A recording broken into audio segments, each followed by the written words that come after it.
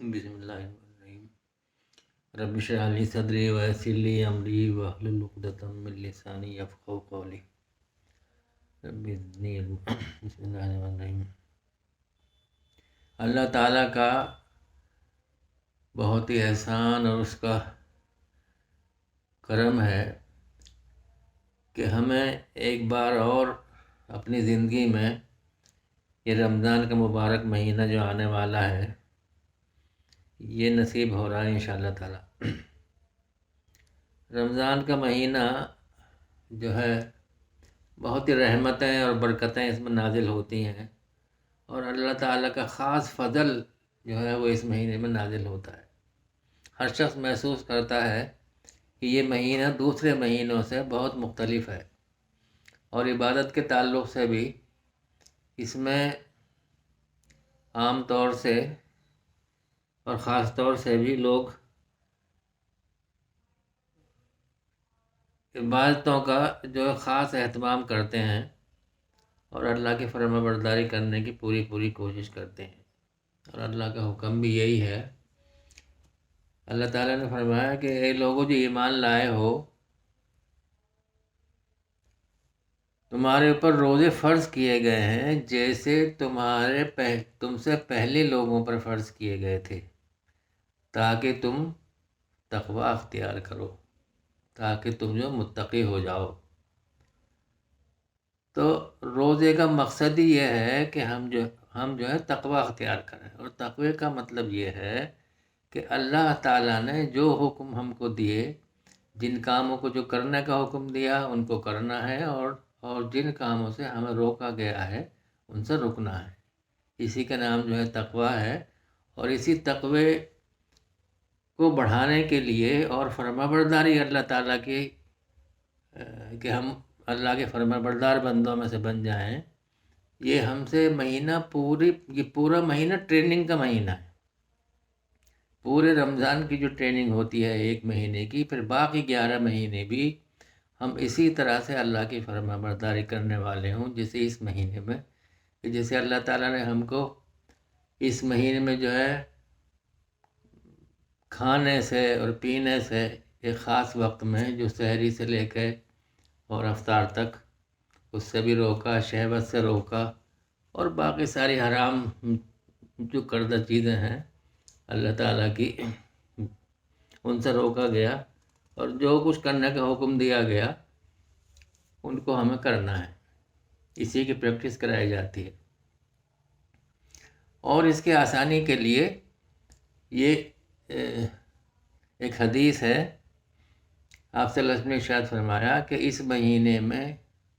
اسی دن جو پہلی رات ہوتی ہے، شیاطین اور سرکش قسم کے جو جنات ہوتے ہیں ان کو اللہ تعالیٰ جو ہے ان کو جو ہے قید کر دیتا ہے۔ تو وہ اس لیے کہ ہمیں جو ہے وہ برائی کی طرف نہ لے جائیں، ہمیں بہکائے نہیں، اور ہمیں اللہ کی عبادت کو جو ہے ٹھیک سے کرنے کی ہم کو توفیق رہے، اور ہم جو یکسو ہو کر اللہ کی عبادت میں لگے رہیں۔ اور فرمایا کہ جو جنت کے دروازے جو ہے وہ کھول دیے جاتے ہیں، اور دوزخ کے دروازے بند کر دیے جاتے ہیں۔ اس کا مطلب یہ ہے کہ جنت والے کام کہ جن سے جنت ملتی ہے وہ آسان ہو جائیں، اور جو جہنم والے کام جو ہیں جن سے جہنم واجب ہوتی ہے وہ کرنے مشکل ہو جائیں۔ اور اس مہینے میں روزانہ اللہ تعالیٰ لوگوں کو آگ سے نجات دیتے ہیں، مطلب جو ہے جہنم سے نجات ملتی ہے، جہنم سے آزاد کر دیتے ہیں۔ اللہ تعالیٰ ہمیں بھی انہی لوگوں میں جو ہے شامل کر لے کہ جن کو نجات ہو جائے آگ سے اور جو جہنم والے سے۔ تو اللہ تعالیٰ جو ہے نیکی کے بدلے میں لوگوں کو جو ہے 10 گنا سے لے کے 700 گنا تک اجر جو ہے عنایت فرماتے ہیں. لیکن وہ روزے کا یہ بتایا، روزے کے لیے یہ کہا کہ روزے کا اجر میں خود دوں گا، روزے کی جزا میں خود دوں گا، چونکہ روزہ میرے لیے ہے اور بندے نے میرے لیے یہ بھوک اور پیاس اور شہوت سے رکنا اور حرام کام سے رکنا یہ اس نے میرے لیے کیا، اس لیے اس کو جزا روزے کی میں ہی دوں گا. تو روزے کی جزا کے لیے جو 700 گنا کی جو ایک وہ قید ہے، وہ کوئی قید نہیں ہے. اللہ تعالیٰ جتنا چاہے گا ہم کو دے گا. وہ اس بات پہ منحصر ہوگا کہ ہم جو ہیں کس قدر، کس کوالٹی کا روزہ یا کس لیول کی عبادت ہماری ہوگی، اور اس پہ یہ منحصر ہوگا. اور جس طرح سے اگر ہم کبیرہ گناہوں سے بچے رہے اور اللہ کی فرما برداری میں رہے، تو جو چھوٹے چھوٹے گناہ ہوتے ہیں وہ اللہ تعالیٰ ایک رمضان سے دوسرے رمضان کے درمیان کے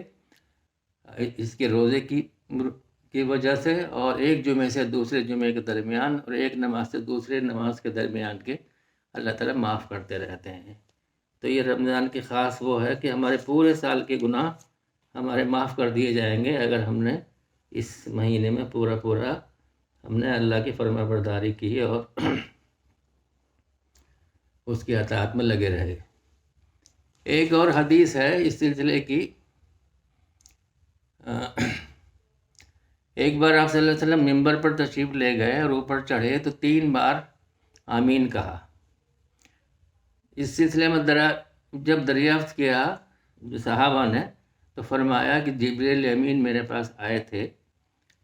اور یہ کہا کہ اللہ تعالیٰ نے آپ کے پاس جو ہے وہ 3 چیزیں بھیجی ہیں اور ان پر آپ کی تائید جو ہے وہ مانگی ہے کہ آپ بھی اس کی تائید کریں، آپ اس کی تائید کریں. اس میں پہلی یہ کہ کسی مجلس میں اگر آپ کا ذکر ہو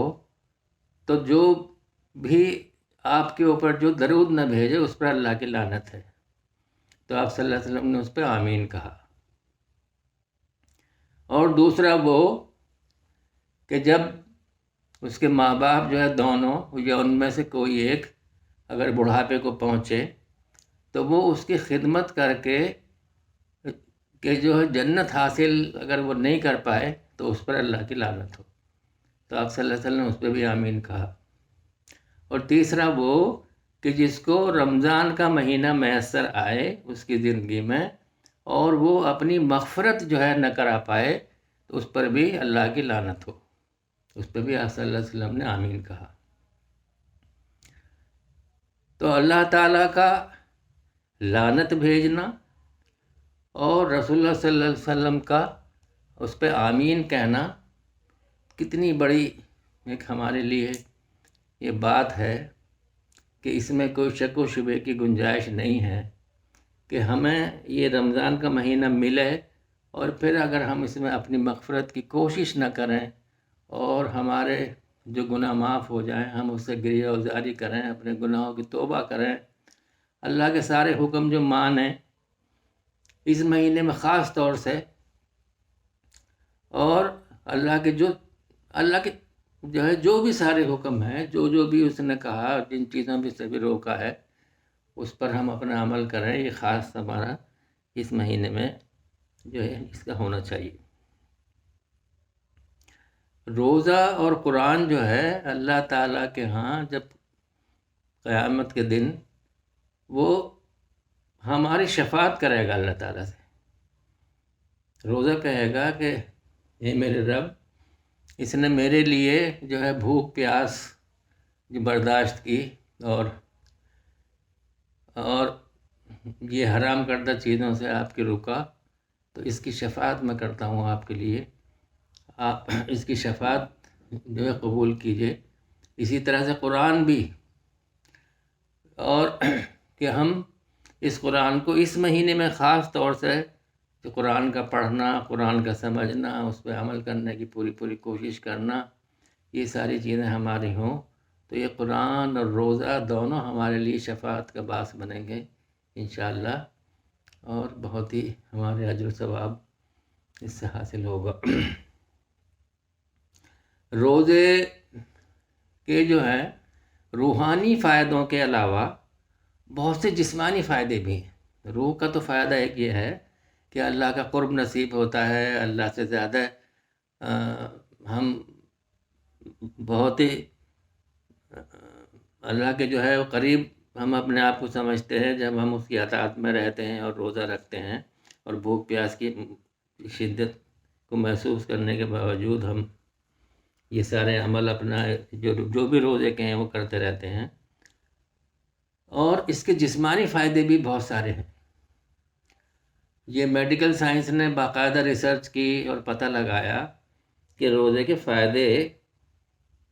ہمارے جسم میں بہت سے ایسے زہریلے مادے بنتے ہیں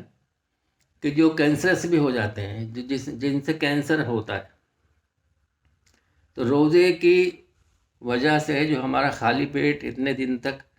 اور اتنے گھنٹوں تک یہ رہتا ہے، اس کی وجہ سے وہ زہریلے مادے ہمارے جسم سے اس مہینے میں ختم ہو جاتے ہیں۔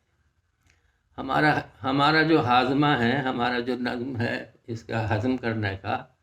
وہ بھی چونکہ یہ پورے سال یہ جو ہے مشغول رہتا ہے، پورا جو سسٹم ہے کہ جو کھانا کھانے سے لے کے اس کو پچانا اور پھر اس کا فضلہ باہر ہونا، اور یہ جو اس مہینے میں جو ہمارے اس کو معدے کو جو کچھ گھنٹوں کی راحت ملتی ہے، اس کی وجہ سے بھی ہمارا ہاضمہ اور یہ سب جو ہے درست ہوتا ہے۔ اس کے علاوہ جو دل کی بیماریاں، اس سے کولیسٹرول کم ہوتا ہے ہمارے بھوکے رہنے سے بہت دیر تک،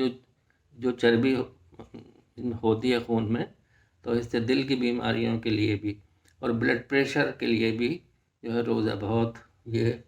اس سے کنٹرول میں رہتا ہے۔ اور شوگر، بہت ایسی بیماریاں ہیں، اس سے ہماری قوت مدافعت جو امیونٹی سسٹم ہے وہ بھی اس سے کافی امپروو ہوتا ہے، وہ بہت بڑھتا ہے۔ بہت سی اسکن ڈیزیز ہوتی ہیں جو اس کی روزے کی وجہ سے جو ہے یہ دور ہو جاتی ہیں۔ یہ عام طور سے آج کل جو موٹاپا ایک طرح کی وبا بن گیا ہے، اور ڈاکٹر بہت سے لوگوں کو جو زیادہ جن کا وزن بڑھ جاتا ہے ان سے وزن کم کرنے کے لیے کہتے ہیں، تو روزہ بھی وزن کم کرنے میں بہت ہی مفید ہے اس صورت میں۔ اور اس کے علاوہ جوڑوں کا درد بھی جو ہے روزے سے بہت فائدہ۔ اس کے علاوہ اور متعدد ایسی بہت سی بیماریاں ہیں جو پورا مکمل ہم کو اس سے فائدہ ہوتا ہے۔ اس کے علاوہ ہماری جو تربیتی ایک اصلاح ہے، اس سے روزے سے ہماری پوری تربیت ہوتی ہے کہ ہمیں اپنے نفس پر اتنا کنٹرول آ جائے کہ ہم بھوکے پیاسے اور باقی اور ساری خواہشات کو دبا کے ہم یہ پورا مہینہ اس طرح گزارتے ہیں۔ اتنا ڈسپلنڈ ہوتا ہے یہ کہ اتنا ڈسپلن شاید اور کہیں جو ہے نہیں دیکھنے کو ملتا۔ ایک ایک منٹ اور ایک ایک سیکنڈ کے حساب سے انسان چلتا ہے کہ اس وقت سحری کھانی ہے، اس وقت روزہ افطارنا ہے، اب یہ تراویح کا وقت ہے، یہ نماز کا وقت ہے، یہ فوراً یہ کرنا ہے، اور ساری چیزیں اس طرح چلتی ہیں کہ جسے بہت ہی ایک فلو ہے ان میں، اور بہت ہی ڈسپلن ہے۔ تو یہ ہماری تربیت بھی کرتا ہے، اور اسی طرح سے پھر جب ہم اس میں اتنا ٹرینڈ ہو جائیں کہ باقی ہمارے 11 مہینے بھی اسی طرح سے گزریں۔ ایک اور جو خاص بات ہے یہ رمضان کے تعلق سے، روزے کے تعلق سے، وہ یہ ہے کہ اگر ہمارا روزے میں جو ہے وہ جھوٹ نہیں گیا، یہ حدیث ہے، آپ صلی اللہ علیہ وسلم نے فرمایا کہ اگر